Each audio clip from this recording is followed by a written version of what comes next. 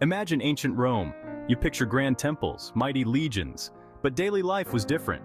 It was bustling, crowded, and far from glamorous. Even emperors needed clean togas. Let's step into the shoes of a Roman washerman. See the city through his eyes, smell the peculiar blend of sweat and urine. Yes, urine, that defined his trade. Our washerman wakes before sunrise.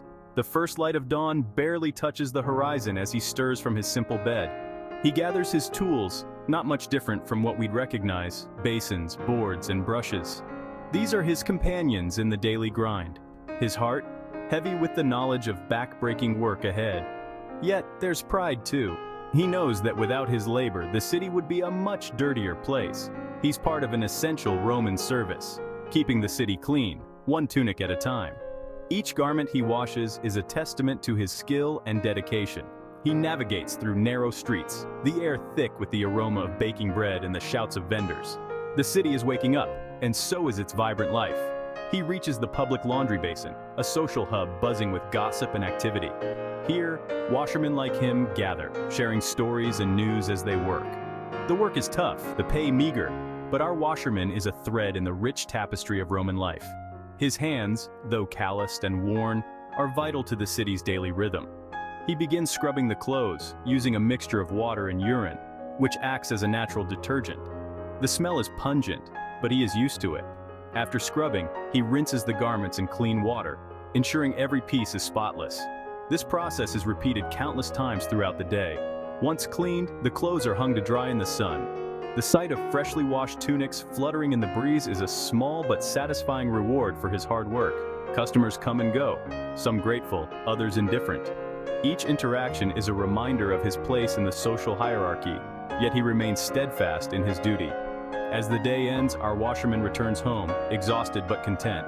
He has played his part in the grand scheme of Roman society, ensuring that the city remains clean and dignified.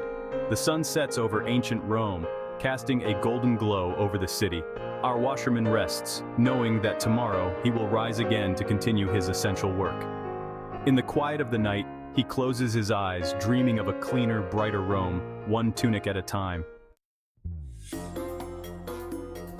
Urine. Yes, you read that right. It was the secret ingredient in Roman laundry.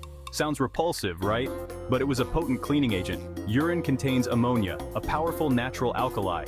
This breaks down dirt and grease, much like modern detergents. Romans collected urine in pots, strategically placed around the city. Imagine the stench. Our washerman would purchase this unusual ingredient. He'd dilute it with water in large vats, then submerge the soiled clothes. The ammonia worked its magic, loosening dirt and making the fabric brighter. It might seem strange to us, but for Romans, it was simply a fact of life. Resourceful and practical, they found ingenious ways to keep their city clean, even if it meant using what we'd consider waste. Laundry in Rome wasn't just a domestic chore, it was a thriving industry. At the heart of this industry were the professional launderers. These weren't just menial workers, they were skilled artisans, masters of their craft. They understood the properties of different fabrics, the nuances of stain removal, and the precise techniques for a perfect finish. Fullones organized themselves into guilds, protecting their trade secrets and ensuring quality standards. They were a respected group, their services in high demand. From the poorest citizen to the wealthiest senator, everyone relied on the expertise of the Fullones. Their work was essential for hygiene and social appearance. A clean toga, after all, was a mark of respectability in Roman society. The Fullones, with their smelly yet essential trade, played a vital role in keeping the wheels of Roman life turning. Imagine a Roman Follonica. It's a hive of activity, a symphony of splashing water, pounding fabric, and lively chatter. Large tubs and basins overflow with clothes in various states of cleanliness. The air hangs heavy with the pungent aroma of urine, soapwort, and human sweat. Workers bustle around, each with their assigned task. Some stomp on clothes in tubs, mimicking the motion of a modern washing machine. Others scrub diligently with lye soap and rough brushes. The rhythmic pounding and scrubbing echoes off the walls, a testament to the hard labor involved. Despite the chaotic scene, there's an efficiency to it all. Every movement, every task is part of a well-oiled process honed over generations. This is no ordinary laundry. It's a glimpse into the heart of Roman industry and ingenuity.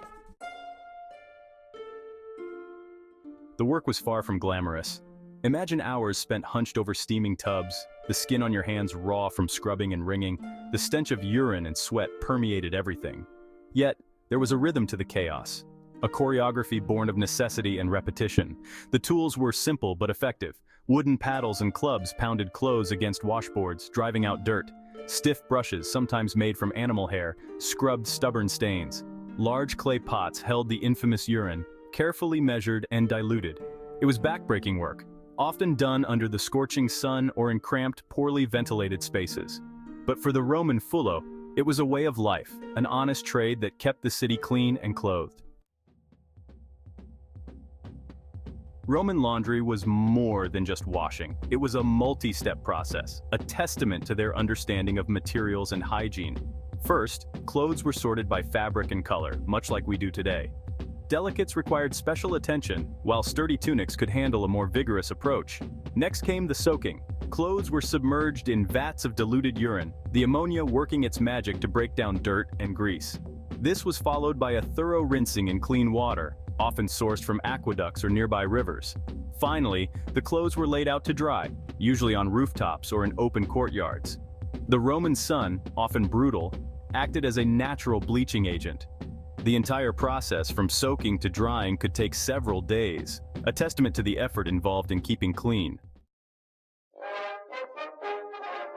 Every stain presented a challenge, and Roman launderers developed a range of solutions. For stubborn stains like blood or wine, they turned to nature's arsenal. Fuller's earth, a type of clay, absorbed grease and grime. Lemon juice, with its natural acidity, tackled rust and ink stains. Urine, surprisingly, had multiple uses. Stale urine, exposed to the sun, developed stronger alkaline properties, effective for bleaching white garments. Some Fullones even used their own urine, believing it to be more potent. These natural remedies, passed down through generations, showcase the resourcefulness of Roman launderers.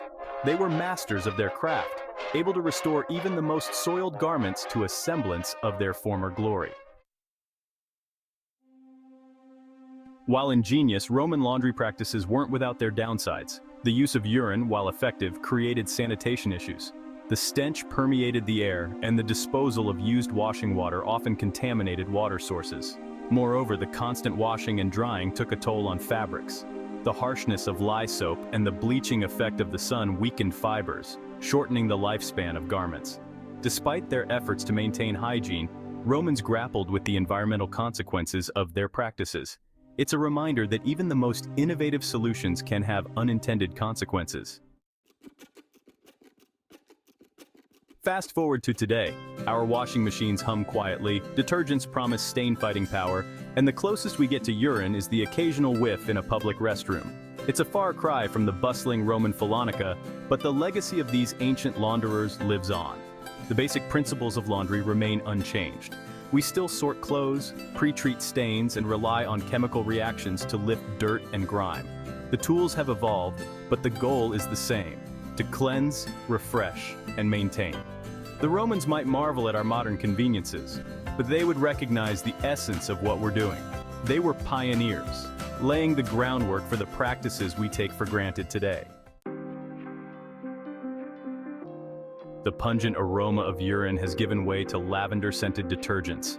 The communal washing basins have been replaced by individual washing machines. Yet the legacy of Roman laundry endures, woven into the very fabric of our modern lives.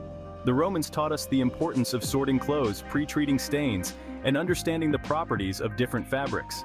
They pioneered the use of natural cleaning agents, even if some were less appealing than others. And they instilled in us a deep appreciation for the art and science of keeping clean.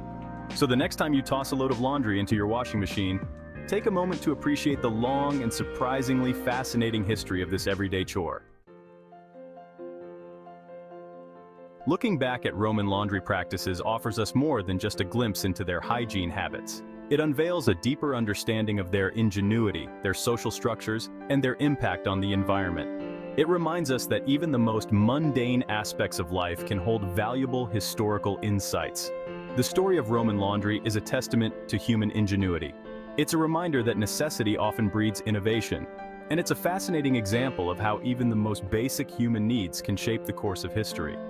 So, let's continue to explore, to question, and to uncover the hidden stories behind everyday objects and practices. For within them lie the keys to unlocking a deeper understanding of ourselves and the world around us.